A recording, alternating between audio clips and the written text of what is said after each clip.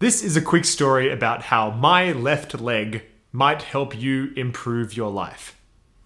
Just stay with me here. About 10 years ago, I went to go see a physiotherapist back in Sydney. I had this dull pain in my left hip that was preventing me from doing sports, from running, from exercising. It had been sitting with me for a while, like months on end. It would go away, it would come back. I would feel it sometimes when I was just sitting around, sometimes not. And I could really not get to the bottom of what this problem was. I'd always been a half decently fit guy throughout like high school and university. I liked to exercise often, and I especially liked to run. I found it was something that just suited me. It was good for my mental clarity as well. And it was really starting to piss me off that I wasn't able to exercise as freely as I wanted. I would exercise for a little bit, maybe get a few sessions in, but then this problem would flare up and I'd have to kind of stop for a while, stop, start, stop, start. After about half an hour of doing a few different tests, a little bit of this, a little bit of that, the guy sat me down and he was like, listen, your left leg is longer than your right leg.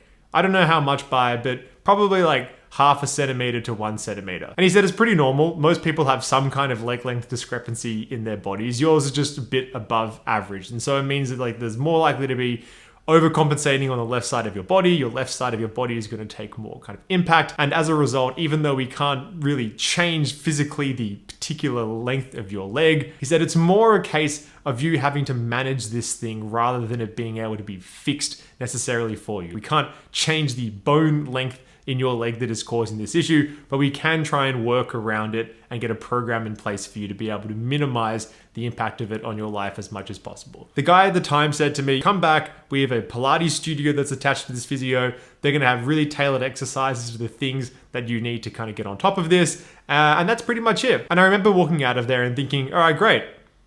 I'll just do that thing. And then I just never did it.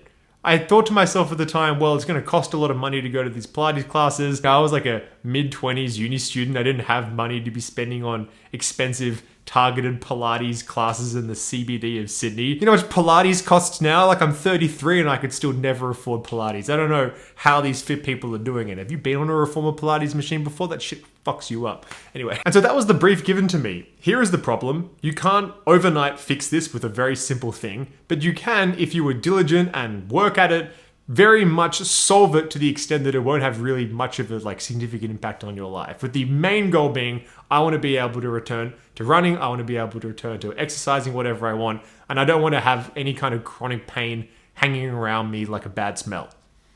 I smell already, so no need to double up. I think it was a couple of years later that I decided to do something else about this. I didn't want to go to these expensive physio classes, so I went to a different physio. The conclusion that he came to was, yeah, this is the issue, the same one, and the way we get around it is giving you some kind of tailored physio program pretty much every single day. And over time, that will improve the situation. It wasn't complicated. It wasn't hard. I was taught the exercises. It probably required 15 to 30 minutes a day for me to do. And they said that if you do this for a few weeks at a time, you will start to notice significant improvements in your situation. Again, I went to these appointments, I nodded along, I learned the exercises, I came home, I did them sometimes, and that was pretty much it. I thought, oh, these are annoying, I've got to do them all the time. Me doing some intricate, weird band exercise isn't as cool as me going to the gym and like doing a dumbbell press or trying to run 10 kilometers. It was very unsexy. It was very dull and boring. And so I just didn't do the thing in any kind of consistent way.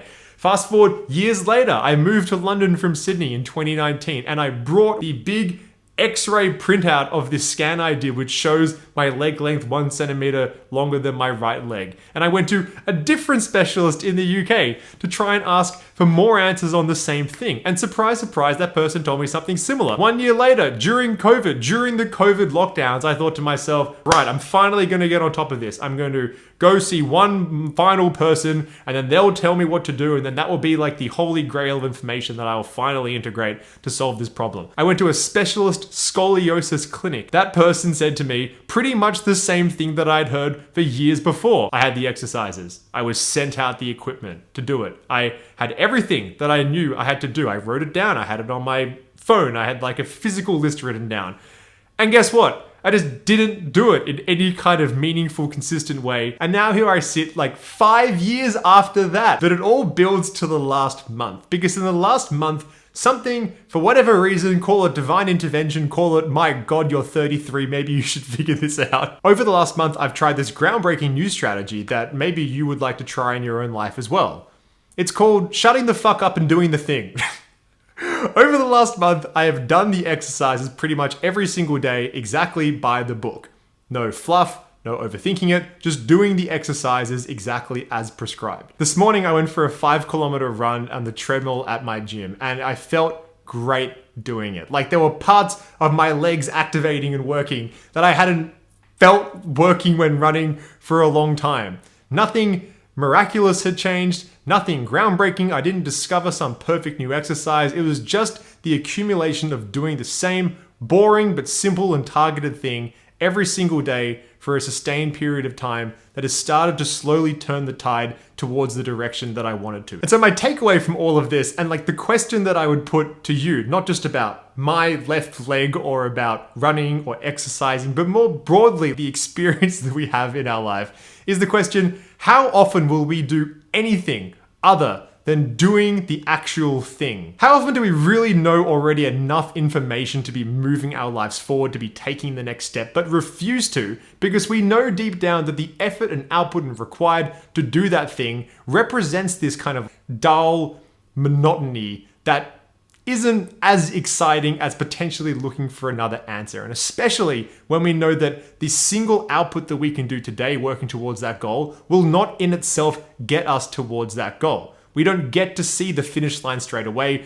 We have no guarantee of the success that we are working towards, achieving the goal that we want to, but we have to make some kind of implicit leap of faith that this single output today is part of a broader story. The difficulty for us and like the way that we are wired is that if we can't get the instant results straight away, we question the entire process and we wonder if there is more information out there, more data, more opinions that we could lean on to help us get to an easier outcome sooner. Or of course, we just don't try in the first place because we don't have the certainty and the guarantee of the results straight away. The way to get around that is unfortunately to trust in doing the boring little things every single day until the momentum that we generate starts to carry us towards the goal way more effortlessly. Doing anything other than the thing itself is nothing short of an avoidance and self-preservation tactic. And so my simple advice and lesson for you, and hopefully it doesn't take you 10 plus years of having your left leg hurt like it did to me to learn this lesson, is simply show up every single day for the things that matter to you. If there are problems that you want to solve, if there are goals that you are trying to achieve, show up every single day and do the simple, boring, monotonous, routine things that get you 1% closer. Do it when you feel like it. Do it when you do not feel like it. Yes, keep asking questions. Yes, always be open to seeing if you can optimize something, if you can lean on a new opinion, if you can question the way that you're currently doing things. But most importantly is to never, ever stop. You will learn by doing. You will optimize through experience. It is an act of constant self-deception to think that you should pause, reflect, sit back, and then figure it out and start again. It is, I would say, the vast majority of the times, laziness and procrastination masquerading as rationalized, smart strategy. Do the thing every single day and life gets a lot better. Maybe you'll run faster. Maybe your left hip will hurt less. Maybe you'll have a much better life. I don't know. Again, 10 to 15 years to figure this. I hope you learn it faster. Good day. See you tomorrow.